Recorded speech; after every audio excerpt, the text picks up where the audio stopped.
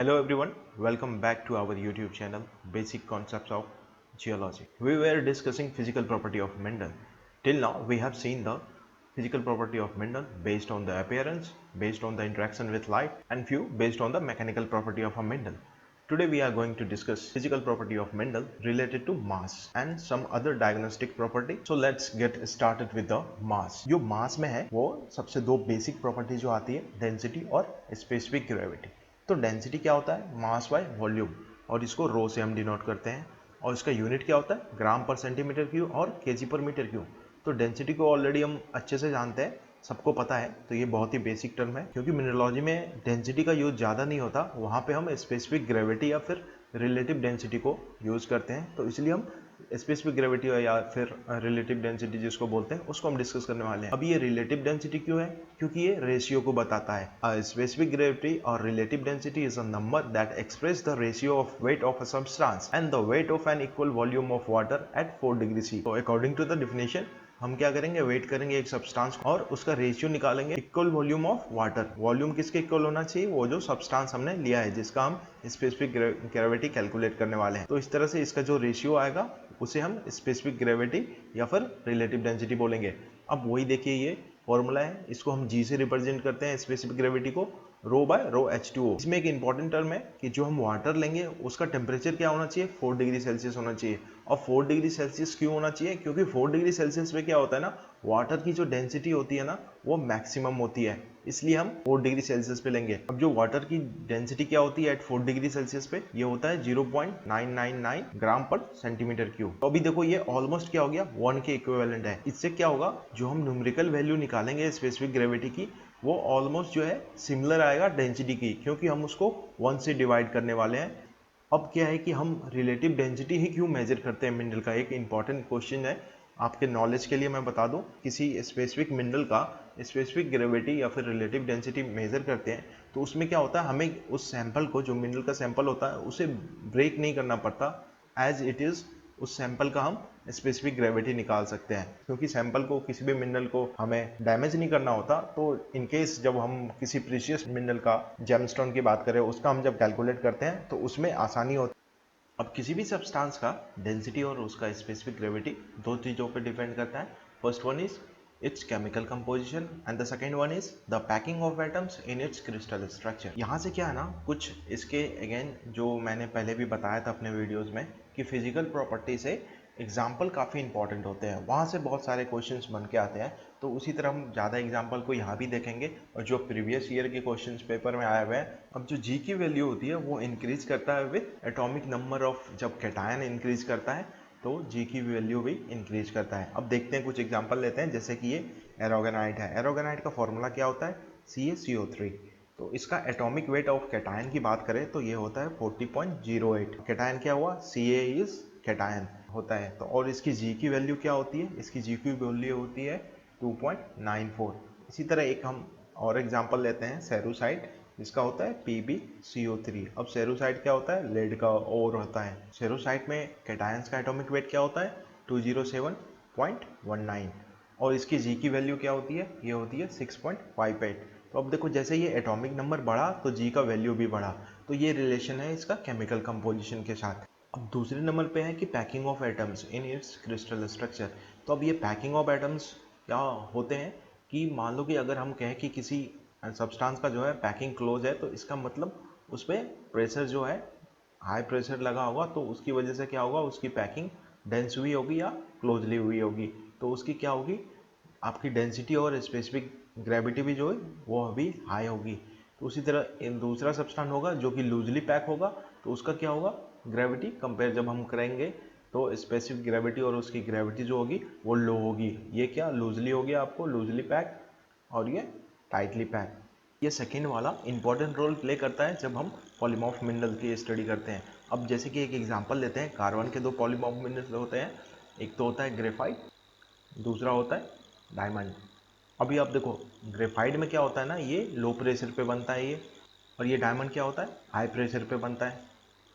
तो जो ग्रेफाइट होता है ना उसमें क्या होता है, लूजली पैक्ड लेयर होते हैं, और इसमें क्लोजली, और डायमंड में क्लोजली पैक्ड लेयर होते हैं, या फिर कह सकते हैं इसको टाइटली पैक्ड। तो अभी देखो इसका जी का वैल्यू क्या होता है, 2.23 और इसका होता है 3.5। अब क्योंकि जी जो है वो यूनिटलेस होता है, क्योंकि ये हम रेशियो में बात करते हैं, रेशियो है तो इसलिए ये यूनिटलेस होता है। अब कुछ और एग्जांपल लेते हैं हम, जो कि एग्ज़ाम्स में वहाँ से निकल के आते हैं क्वेश्चंस, और वो ये एग्जांपल लेके हम समझने की कोशिश करेंगे कोई भी एग्जामिनर किस पॉइंट ऑफ व्यू से वो किसी भी टॉपिक को देखता है और कैसे वो वहाँ से क्वेश्चंस निकालते हैं। तो अभी देखिए क्या होता है, नॉन मेटालिक मिनरल जो कि मोस्ट कॉमन या अबंडेंट है दोनों, तो उसका जी का वैल्यू क्या होता है, वो रेंज में होता है 2.65 टू 2.67। तो अब कुछ एग्जांपल इसके देखते हैं कि जैसे क्वार्ट्ज का होता है 2.65 होता है, फेल्सपार का क्या होता है 2.60 से 2.75 होता है, उसी तरह जो आपका कैल्साइट का होता है वो होता है 2.72। तो अब इन सब का वैल्यू क्या होता है इसी के अंदर फॉल करता है। अब इन्हीं सबसे नॉन मेटालिक मिनरल में एक मिनरल है बेराइट, BaSO4। ओके, इसकी क्या होती है, इसकी जी की वैल्यू होती है 4.5। तो ये 4.5 होने की वजह से आप देखो नॉर्मल लेंस से कितना ज़्यादा है, ये यूनिक है अपने अदर मिनरल से, तो इसलिए अक्सर क्या होता है ये एग्ज़ाम में पूछे जाता है। तो अक्सर ये एग्ज़ाम में पूछा जाता है बेराइट से रिलेटेड क्वेश्चन आपको देखने को मिल जाएंगे एग्ज़ाम पेपर में। अब इस तरह से कैसे आते हैं, या तो आपको पूछ लिया जाएगा कि एक पेयर दिया होता है, एक बार गेट के एग्ज़ाम में ये आया हुआ है कि जिसमें पूछा गया था कि हाईएस्ट स्पेसिफिक ग्रेविटी किस मिनरल की होती है, तो उसमें एक ऑप्शन बाकी नॉन मेटालिक मिनरल थे और एक ऑप्शन था बेराइट, तो यहाँ से निकल के आता है क्योंकि ये यूनिक है। तो इस तरह से ऐसे क्वेश्चन बनते हैं। अब जब हम मेटालिक मिनरल की बात करें, मेटालिक मिनरल में क्या होता है, ग्रेफाइट की बात कर लो 2.23, सिल्वर की बात करें 10.5, तो एवरेज क्या होता है इसका, ये 5 के अराउंड होता है। तो मेटालिक मिनरल की बात करें तो ग्रेफाइट का 2.23 होता है, सिल्वर का 10.5 होता है, तो एवरेज हम करें जो मेटालिक मिनरल का होता है वो अराउंड 5 के आसपास होता है। और 5 किसका होता है, पायराइट का होता है। तो यहाँ से हमने देखे कुछ एग्जाम्पल देखे और उसके हमने स्पेसिफिक ग्रेविटी देखे, तो आपको मोस्ट प्रोबेबली ये याद हो गया होगा। तो एटलीस्ट हमने 4-5 मिनरल के स्पेसिफिक ग्रेविटी की वैल्यू यहाँ से हमने देख ली। और एक इम्पॉर्टेंट क्वेश्चन भी बेराइट क्यों पूछा जाता है उसको भी हमने डिस्कस किया। अब बात करते हैं कि जो स्पेसिफिक ग्रेविटी होती है उसकी मेजरमेंट कैसे की जाती है। तो मेजरमेंट करने से पहले कुछ क्या होता है, कुछ जो है हमें प्रिकॉशंस रखने होते हैं, वो क्या होते हैं आइए देखते हैं। पहले, mineral must be homogeneous, it should be pure, compact with no cracks और कैविटी। अब क्या है कि किसी मिनरल में कैविटी और क्रैक्स नहीं होने चाहिए, अदरवाइज क्या करेगा ये वॉइड क्रिएट करेगा, तो वो एक्स्ट्रा मास इसमें अभी क्या होगा कि अगर कोई क्रैक्स या कैविटी होगा तो क्या होगा, उसकी वजह से वॉल्यूम में डिफरेंस होगा, तो उसकी वजह से वो वैल्यू में एरर देगा। अब इसके लिए क्या, मेजरमेंट के लिए कौन सा इंस्ट्रूमेंट यूज किया जाता है, तो देखो एक जॉली बैलेंस है और हैवी लिक्विड है, ये भी काफ़ी इंपॉर्टेंट है, यहाँ से क्वेश्चन आपके देखने को मिलेगा। अब हैवी लिक्विड्स के क्या एग्जाम्पल है, ब्रोमोफॉर्म, लिथियम मेटा टंगस्टेट। अब इसकी हम कुछ जी वैल्यू देख ले कि क्या होता है, इन लिक्विड का जी वैल्यू क्या होता है, ये पूछा जाता है एग्जाम में। तो ब्रोमोफॉर का होता है 2.89, लिथियम मेटा टंगस्टेट का होता है 3, और मिथिलीन आयोडाइड का होता है 3.33। तो ये आप याद रखेंगे, यहीं से क्वेश्चन आते हैं अक्सर। एक तो ब्रोमोफॉर्म का पूछा जाता है या फिर ये हैवी लिक्विड्स के बारे में पूछा जाता है, तो ये वाला सेक्शन काफ़ी इंपॉर्टेंट है। यहाँ से देखो इन सब से डिफिनेशन से नहीं पूछेगा, ये तो बेसिक कॉन्सेप्ट के लिए है। जो अगेन जो एग्जाम्पल है या फिर उस चीज़ से रिलेटेड इंस्ट्रूमेंट है तो वहीं से क्वेश्चन आते हैं, तो इन सब चीज़ों को याद रखना है। तो यहाँ से हमने ये इंपॉर्टेंट था, इसको हमने कर लिया। अभी देखो एक फॉर्मूला होता है, ये एक जी को कैलकुलेट करने के लिए फॉर्मूला होता है, ये क्या है, WA divided by WA minus WW। अब ये WA क्या है, WA से हम याद रखेंगे कि W तो वेट हो गया, ओके। अब A है क्या, एयर, ओके। और ये W क्या है, वाटर, ये वाटर है और ये एयर है। तो मतलब किसी भी सब्सटेंस का वेट जो है हम एयर में कैलकुलेट करेंगे और दूसरा हम वाटर में उसका कैलकुलेट करेंगे, फिर उसका जो रेशियो निकलेगा, मतलब एयर डिवाइडेड बाय एयर में जितना वेट है उसको माइनस करेंगे वो वाटर वाले वेट से, और फिर जी की वैल्यू कैलकुलेट करेंगे। तो आइए अब आगे बढ़ते हैं हम कि कुछ डायग्नोस्टिक प्रॉपर्टी होते हैं मिनरल के, ये भी काफ़ी इंपॉर्टेंट है, यहाँ से भी क्वेश्चन आते हैं। क्या क्वेश्चन आते हैं मैं आपको साथ साथ बताता जाऊँगा। अब देखो मैग्नेटिज्म क्या होता है, मैग्नेटिज्म ऑलरेडी हम को पता है। तो ये किस बेसिस पे होता है? मैग्नेट सस्पेक्टिबिलिटी, मतलब कि कोई भी जो है एलिमेंट है, सब्सटेंस है, वो मैग्नेट को, पहला होता है डायमैग्नेटिक, दूसरा होता है पैरामैग्नेटिक, फेरोमैग्नेटिक। अब ये आपने पढ़ा होगा, अपने फिजिक्स में पढ़ा होगा कि एक जो मैग्नेटिक मिनरल होता है ना, जैसे कि डायमैग्नेटिक होते हैं, तो वो क्यों होते हैं? एक आपने वर्ड पढ़ा होगा डोमेन। इसके जो डोमेन होते हैं ना, आप देखोगे ये रैंडम डायरेक्शन में होते हैं। जो डायमैग्नेटिक होते हैं ना, वो रैंडम डायरेक्शन में ओरिएंटेड होते हैं। और पैरामैग्नेटिक में क्या होता है? ये जो डोमेन है ना, ऑलमोस्ट कुछ एक डायरेक्शन में होंगे, कुछ अलग डायरेक्शन में होंगे, ऑलमोस्ट होते हैं। मैक्सिमम जो होते हैं वो एक डायरेक्शन में होते हैं, कुछ नहीं होते हैं। और फेरोमैग्नेटिक में क्या होते हैं? वो सब एक ही डायरेक्शन में होते हैं। जितने भी डोमेन होंगे वो सब एक ही डायरेक्शन में होंगे। और ये किस डायरेक्शन में होंगे? जिधर कोई मैग्नेटिक फील्ड होगा उस डायरेक्शन में होंगे।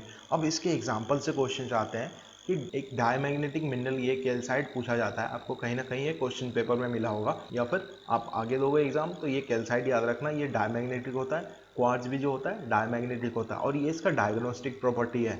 तो क्वार्ट्ज और कैल्साइट के लिए डायग्नोस्टिक प्रॉपर्टी है मैग्नेटिज्म। फिर पैरामैग्नेटिक के एग्जाम्पल है फेरोटाइट, एंड फेरोमैग्नेटिक के मैग्नेटाइट, जो कि आयरन के ओर है। अब इसका इंपॉर्टेंस क्या है? देखो मैग्नेटिज्म का इंपॉर्टेंस क्या है। They can record the direction of earth magnetic field through time. आपने टाइम स्केल में भी देखा होगा कि मेंशन होता है कि कब नॉर्मल था, कब रिवर्सल था, कब नॉर्मल था, कब रिवर्सल था। इसी तरह फिर देखो help in the reconstruct plate tectonic motion. अब सी फ्लोर स्प्रेडिंग के बारे में जब आपने पढ़ा होगा, तब वहाँ भी आपने नॉर्मल रिवर्सल के बारे में पढ़ा होगा कि नॉर्मल है, रिवर्सल है, नॉर्मल है, रिवर्सल है। तो इस तरह के ये सीक्वेंस क्या होते हैं? टाइम के साथ रिकॉर्ड होते हैं। जैसे जैसे ये हम एज में आगे बढ़ेंगे तो ये सीक्वेंस हमारा चेंज हो जाता है। तो उसके बेसिस पे हम उसको रिकॉर्ड करते हैं, और ये काफ़ी रिकंस्ट्रक्शन में काफ़ी हेल्प करता है। तो ये मैग्नेटिक का काफ़ी इंपॉर्टेंट रोल होता है हमारे पास्ट को रिकनेक्ट करने में। अब आइए बढ़ते हैं हम अपने अगले प्रॉपर्टी की तरफ,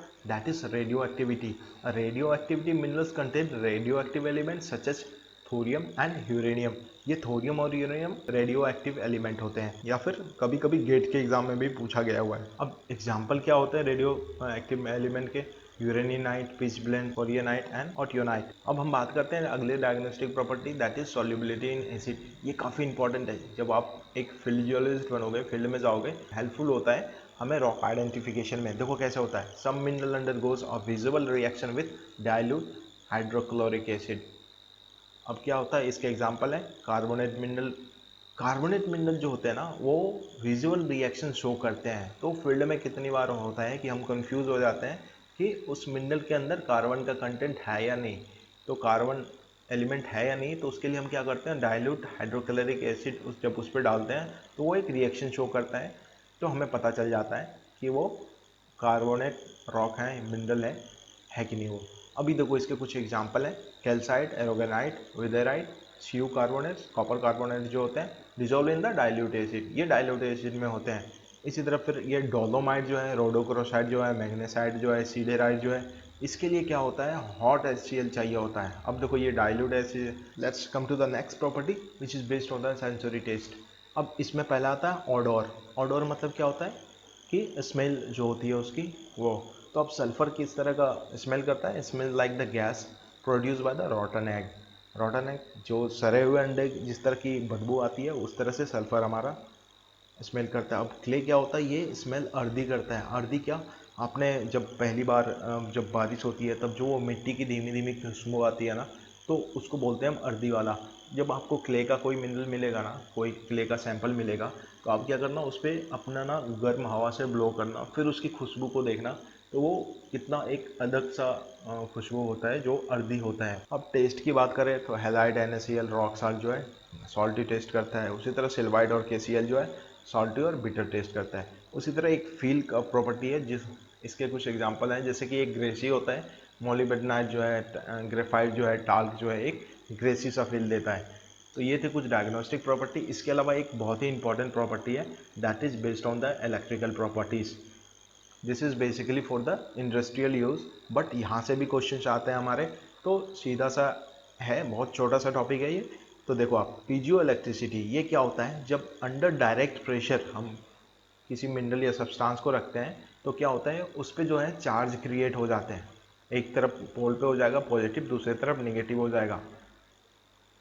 तो क्या हो गया, पीजियो इलेक्ट्रिक में जब उसको डायरेक्ट प्रेशर डालते हैं तो वो चार्ज डेवलप होता है।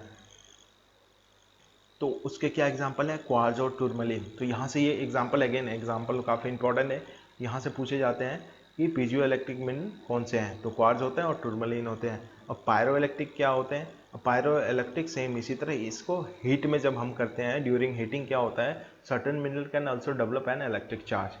तो जब इसको, एक तो पायरो हो गया आपका हीट से रिलेटेड और पीजो हो गया आपका प्रेशर से रिलेटेड। तो इसके अगेन एग्जांपल है टूरमलिन। तो टूरमलिन दोनों में कॉमन है, बस ये क्वार्ज है, तो क्वार्ज को आपको याद रखना है क्योंकि टूरमलिन तो कॉमन है, अभी अभी से याद रह जाएगा। अगर किसी ने ध्यान नहीं दिया कि क्या है, अगर क्वार्ज के बारे में पूछ दिया तो आप कंफ्यूज कर सकते हो कि पीजो इलेक्ट्रिसिटी था या फिर पायरो। याद रखेंगे पीजो, मेरी बातों को सुनो, पीजो इलेक्ट्रिसिटी प्रेशर, क्वार्ज से प्रेशर याद रखेंगे तो पीजो इलेक्ट्रिसिटी हो गया। तो ये थे दो इंपॉर्टेंट इलेक्ट्रिक प्रॉपर्टीज। ये तो इसी के साथ हमारा फिजिकल प्रॉपर्टी ऑफ मिनरल समाप्त होता है। तो हमने 3 पार्ट में इसको बहुत ही अच्छे से, बहुत ही डिटेल में, बहुत सारे एग्जाम्पल के साथ किया। आई होप आपको बहुत अच्छे से समझ आया होगा, क्योंकि मैंने कोशिश की है कि बहुत सिंपल से सिंपल जितना भी हो सके, ताकि जो भी कोई भी मेरा वीडियो देखे तो कोई एक भी ऐसा नहीं हो जिसको वो समझ में ना आया हो। तो मेरी यही कोशिश होती है, मैं आपको ज़्यादा से ज़्यादा इन्फॉर्मेशन सिंपल वे में दूँ। तो बाकी आप कोई भी डेफिनेशन पढ़ना चाहते हो, आप एक स्टैंडर्ड बुक को फॉलो करते रहो साथ साथ, तो आपका बहुत ही अच्छा हो जाने वाला है। अगले 2 महीनों में मेरी गारंटी है। आप मिनरोलॉजी को देखना आपका किस लेवल पे होगा। So again thank you for watching this and keep supporting me. Please subscribe my channel and come back again.